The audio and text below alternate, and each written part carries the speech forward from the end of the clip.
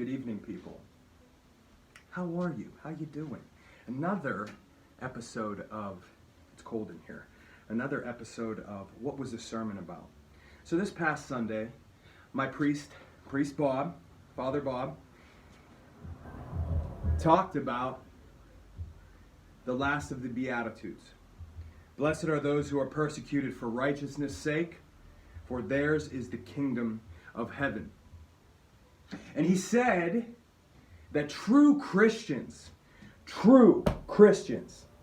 will be persecuted because living as a Christian is a call to level up your behaviors.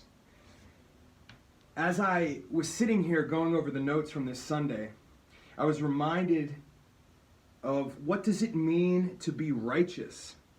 And I was reminded of Psalm 15. I've done a video of this in the past, but let me just go through it again for you. So, Lord, who may dwell in your sacred tent? Who may live on your holy mountain? Those who walk in blamelessness, who does what is righteous, who speaks the truth from their heart, whose tongue utters no slander, who does no wrong to a neighbor, and casts no slur on others, who despises a vile person, but honors those who fear the Lord, and who keeps an oath even when it hurts, and does not change their mind, who lends money to the poor without interest, and who does not accept a bribe against the innocent. Whoever does these things will never be shaken. So let's think about that. Those who walk in blamelessness. That's a level up, right? Because if we're hurt and we're in our emotions, pain, depression, suffering, it's easy sometimes to blame everyone else except ourselves. So you level up in that and you're not blaming others. Does what is righteous. So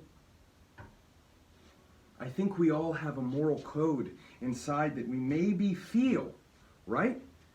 We feel like maybe that's not right. Maybe this is acting a little bit of an ego or selfishness or anger. Where is these behaviors coming from? Dial into the righteousness and execute in your life. Speaks truth from the heart. Now that is a big part of this. The more that you are in your mind and in the future or in the past, if you have tuned into some of my videos, I talk about living in the future and the past, and it interrupts the future or the present, and it interrupts your future. But you need to dial into your heart. Navigate with your heart in what is true. What is true for you, what is deep and true in your soul. Who tongue utters no slander. People are going to do what they're going to do. Let them. You don't need to talk about it. That only invites negative energy, and you don't need to be building those things. Build ideas, execute them. Who does no wrong to a neighbor. Love thy neighbor as thyself. Despises a vile person. So that makes me think of, if you're seeing injustice in the world, like true injustice, don't get down with that. Don't look the other way. Stand true. Stand up to that. Despise that. Keeps an oath even when it hurts. So if you're making promises to people that you love and or the people in your world, or people are counting on you, stay true, stay consistent, stay in it in that regard, even when it's hard, even when you don't want to. And that might even be to yourself. Stay true to the promises that you've made to yourself. You don't want to get up in the morning, you're nice and cozy in that bed. Those whispers come in, hey, sleep in. It's all right. Sleep in. Well, maybe that becomes a habit, then you're way out of it. You're off your dreams, you're behind on stuff, and you're letting people down, and more importantly, you're letting yourself down. And the more you do that, the worse you get, the further away from the path of God that you get, and the people in your life are going to suffer because of that too. Who lends money to the poor without interest. So you don't take advantage of people who are in need. You don't give things to people with the hopes of, hey, they're going to owe me one later. That's not the way of a Christian life. We see that in the world, don't we? And who does not accept a bribe against the innocent. Don't take advantage of people. Don't play those games. Especially today, where we're seeing it evident in the world, in the media, in from all angles. The world's twisted right now. Whoever does these things will not be shaken. Doesn't mean they won't be tested. So, this code of righteousness requires a high level of trust, does it not? Because if we're going to live this way, and we are going to have the standards of this life and of this code, we're going to be tempted. We're going to be tested by people, places, and things of this world. Because the world is tempting. The world is tempting. There's a lot of good things out there that feed our lusts and our compellings that take us away from the path of God. And it's easy to fall into that, isn't it? It's easy to fall into it. It's easy to just kind of go with the flow and not ruffle any feathers because, the one that stands out, the one that stands true, that shines light on other people. That makes people uncomfortable because they don't want to live that way. That's too hard to live that way. And you living that way is a direct mirror of how they are not. Even if you're not out there judging, because that's another thing. You are concerned with you and your soul and your heart. You don't walk the Christian life and, you need to fix this and you and you and you. None of that. You walk it. You talk it, but you don't judge it.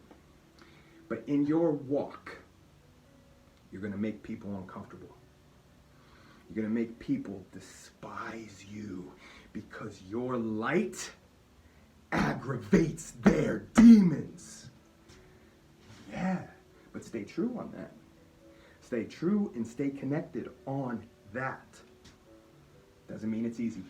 Doesn't mean it's easy, but it's worthy and it's noble.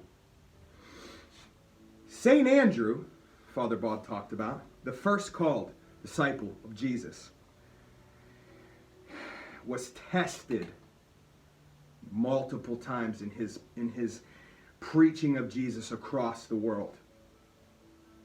It is said that he was thrown out of many cities, beaten, stoned, and eventually crucified for believing and living for Christ. But along the way, he held fast, and many miracles and many churches and people were converted to Christianity, and it spread through him. And he knew that the sacrifices and the testing and the hurt and the pain and the God, why, was worth it. And he was rewarded in the kingdom of heaven. And that is what we're called as Christians to do. Blessed are those who are persecuted for righteousness' sake, for theirs is the kingdom of heaven. There is going to come a time when you need to stand up and you need to stand true on what you've been taught and what you feel and hear, even when it hurts, even when it's scary, because the kingdom of heaven awaits you. Do not be afraid. Step into it. Step into it because God's got you. Because God's got you. Father Bob implored the congregation to pick up the cross and walk. Because in doing that, by raising your hand to the Christian life, you allow others to do it. I think I posted the other day when courage about when one man stands up for what is true, it strengthens the spines of others. Sometimes you just need to stand up and raise your hand to what is true against the mass of what is trying to shift you or say, that's not righteous. This is the way. It's all cool. Don't worry about it. No. Stay true. Stay strong. God first.